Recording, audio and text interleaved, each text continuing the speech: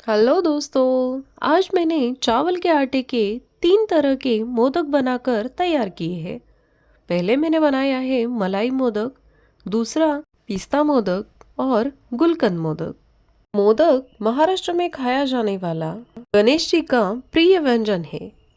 महाराष्ट्र में गणेश पूजा के अवसर पर मोदक हर घर में बनाया जाता है, क्योंकि ये गणपति बाप्पा की प्रिय मिठाई है। चावल के आटे का मोदक बनाना बहुत ही आसान है और ये रेसिपी बनाने के लिए बहुत ज़्यादा सामान की भी ज़रूरत नहीं पड़ती। चलिए आज हम बनाते हैं चावल के आटे के मोदक। तो चलिए पहले हम मोदक की स्टफिंग बनाकर तैयार करते हैं। इसके लिए मैंने लिया है आधा कप ताज़ा नारियल और आधा कप लिया है मैंने गुड़। नारियल और गुड़ को हमें मिक्सी में पीस कर लेना है। आप पहले नारियल को मिक्सी में पीस कर ले और उसके बाद गुड़ डालकर फिर से उसको मिक्सी में चला कर लेना है। एक नॉनस्टिक पैन की कढ़ाई लेकर हमें मिश्रण को गोला होने तक भून कर लेना है। हमें कंटिन्यूसली पलटा चलाते हुए इस मिश्रण को भून कर लेना है।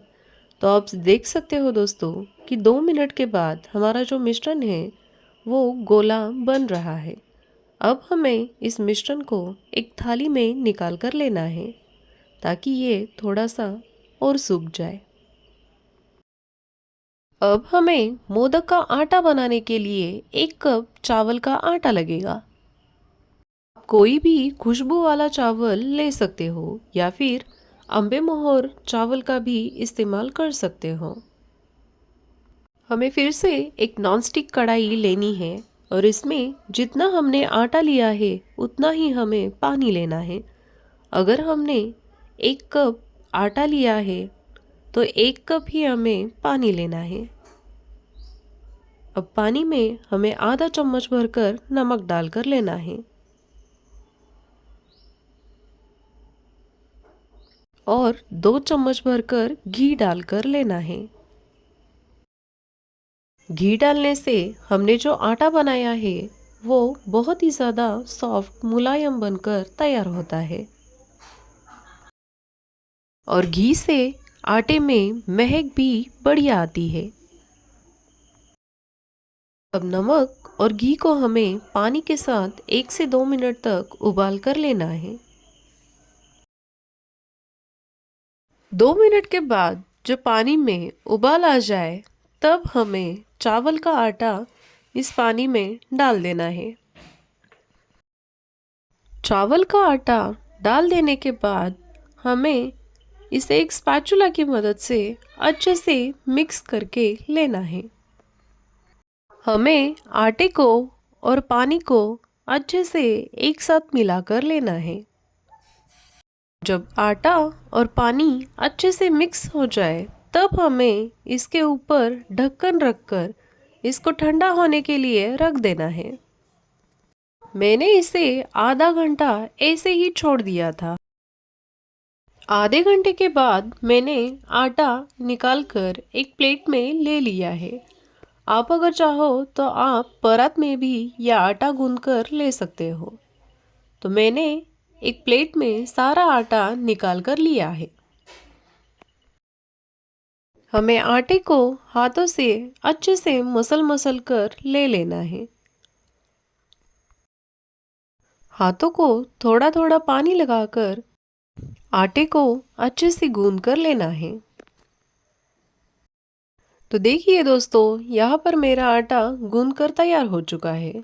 अब मैं इस आटे के 3 भाग करके ले रही हूँ, क्योंकि मुझे 3 फ्लेवर के मोदक बनाकर लेने हैं। हमने जो स्टफिंग बनाकर ली थी वो भी अब अच्छे से ठंडी हो चुकी है। अब मैं इस स्टफिंग के भी 3 भाग बनाकर ले लेती हूँ। मैं यहाँ पर मलाई मोदक, गुलकंद मोदक और पिस्ता मोदक बनाकर ले रही हूँ। आप अपने हिसाब से किसी भी फ्लेवर का मोदक बनाकर ले सकते हो। तो अभी हम मलाई मोदक के लिए इस स्टफिंग में 2 चम्मच भरकर मिल्क पाउडर डालकर लेने वाले हैं। मिल्क पाउडर डालने से मोदक में अच्छा मलाई फ्लेवर आता है। आप मिल्क पाउडर की मात्रा भी कम या ज़्यादा कर सकते हो। मिल्क पाउडर को हमें इस स्टफिंग के साथ अच्छे से मिक्स करके लेना है। मैंने इसे 1 मिनट तक हाथों से अच्छे से मसल कर मिक्स किया है। अब हमें मोदक की दूसरी स्टफिंग भी तैयार करके लेनी है। दूसरी स्टफिंग मैंने गुलकंद मोदक की बनाई है, तो इसके लिए हमें एक बड़ा चम्मच भरकर गुलकंद लगेगा। अगर आपके पास गुलकंद नहीं है तो आप गुलकंद का इमल्शन या फिर रोज एसेंस भी डालकर ले सकते हो। मैंने इसमें रोज इमल्शन की 2 बूंदें डालकर ली है। हमें इस मिक्सचर को अच्छे से हाथों से मसल कर मिक्स करके लेना है। तो चलिए अब हम बनाते हैं तीसरा स्टफिंग, जो कि हमारा है ड्राई फ्रूट का मिक्सचर, या फिर आप इसकी जगह सिर्फ पिस्ता की कतरन भी ले सकते हो। मुझे इसका फ्लेवर पिस्ता का बनाना है, इसलिए मैं इसमें पिस्ता इमल्शन की 2 बूंदें डालकर ले रही हूँ। इमल्शन डालकर हमें इस मिक्सचर को भी अच्छे से हाथों से मसल कर मिक्स करके लेना है। तो देखिए दोस्तों, यहाँ पर हमारे मलाई मोदक, गुलकंद मोदक और पिस्ता मोदक का स्टफिंग बनकर तैयार हो चुका है। अब हमने जो आटे के 3 भाग करके ले लिए थे, उसमें से एक भाग लेकर इसमें रोज इमल्शन की कुछ बूंदें डालकर आटे को फिर से अच्छे से मिलाकर लेना है। अब हम वैसे ही दूसरा आटा यानी कि हमारा पिस्ता फ्लेवर का आटा भी लगाकर ले लेते हैं। तो इसके लिए मैंने पिस्ता इमल्शन की कुछ बूंदें आटे में मिलाकर इस आटे को अच्छे से हाथों से मसल कर मिलाकर ले लिया है। अगर आपके पास कोई भी इमल्शन या फिर इसेंस नहीं है तो आप इसकी जगह फूड कलर के भी कुछ ड्रॉप डालकर आटे को मिलाकर ले सकते हैं। तो चलिए दोस्तों, अब हम मोदक बनाना शुरू करते हैं। तो मोदक बनाने के लिए मैंने यहाँ पर मोदक के साँचे का इस्तेमाल किया है। तो मोदक के साँचे को हमें पहले अच्छे से ऑयल से ग्रीस करके लेना है। इसके बाद हमें आटे की लोई लेकर पहले ऊपर के हिस्से में आटे की लोई लगाकर लेनी है। फिर हाथों से धीरे धीरे करके चारों ओर अच्छे से आटा लगाकर लेना है।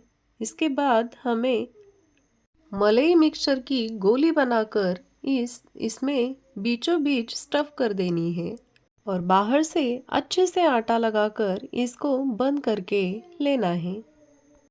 तो देखिए दोस्तों, हमारे मोदक कितना अच्छे से बनकर तैयार हो चुका है। तो चलिए अब मैं आपको एक गुलकंद मोदक भी बनाकर दिखा देती हूँ। तो गुलकंद मोदक को भी हमें वैसे ही बनाकर लेना है। पहले हमें इसे अच्छे से ऑयल या फिर घी से ग्रीस करके लेना है। इसके बाद आटे को बीच में रख के अच्छे से चारों ओर फैलाकर लेना है। फिर गुलकंद की स्टफिंग लेके बीचों बीच भरनी है और ऊपर से आटे से अच्छे से इसको पैक करके लेना है। तो देखिए दोस्तों, हमारा गुलकंद वाला मोदक भी कितना अच्छा बनकर तैयार हुआ है। तो चलिए अब हम पिस्ता मोदक को भी तैयार करके लेते हैं। पिस्ता मोदक का भी हमें आटा लेकर बीचों बीच रख देना है। अब घी का हाथ लगाकर हमें अच्छे से साइड से आटा फैलाकर लेना है। फिर बीच में पिस्ता की हमने जो गोली बनाकर रखी थी, वो हमें पिस्ता की गोली बनाकर बीचों बीच रख देनी है और नीचे से आटे से अच्छे से पैक करके लेना है। तो देखिए दोस्तों, हमारा पिस्ता का मोदक भी कितना अच्छे से बनकर तैयार हो चुका है। तो इसी तरह मैंने सारे मोदक बनाकर तैयार कर लिए हैं। तो अब हमें इसे स्टीम करके लेना है। हम इसे 7 मिनट से ज़्यादा स्टीम करके नहीं लेंगे। 7 मिनट में हमारे मोदक अच्छे से पक जाएंगे। तो देखिए दोस्तों, यहाँ पर मैंने छलनी को अच्छे से ऑयल से ग्रीस करके लिया है। आपको भी छलनी को अच्छे से ऑयल से ग्रीस करके ही लेना है, नहीं तो हमारे मोदक छलनी में नीचे से चिपक जाएंगे। जैसे ही पानी में उबाल आ जाए वैसे ही हमें सारे मोदक छलनी में रखकर स्टीम करने के लिए रख देने हैं। अब पानी में अच्छे से उबाल आ चुका है। जब हमें पानी में उबाल आए तभी हमें मोदक की छलनी स्टीम करने के लिए रख देनी है।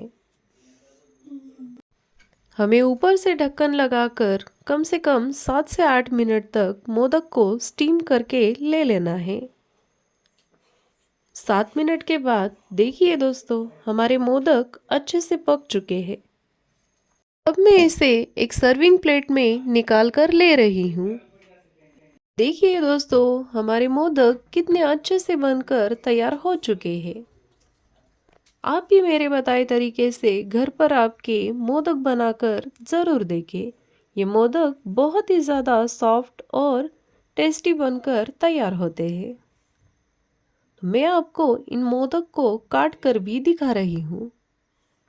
मेरा थोड़ा सा मोदक का आटा बच गया था, इसलिए मैंने उसमें 1 चम्मच भरकर चीनी और 1 चम्मच भरकर कोको पाउडर मिलाकर उसके चॉकलेट मोदक बनाकर तैयार कर लिए हैं। इन चॉकलेट मोदक की भी जल्द ही रेसिपी मैं यूट्यूब पर डालने वाली हूँ। आज की मेरी रेसिपी आपको कैसी लगी मुझे कमेंट सेक्शन में आकर ज़रूर बताइए।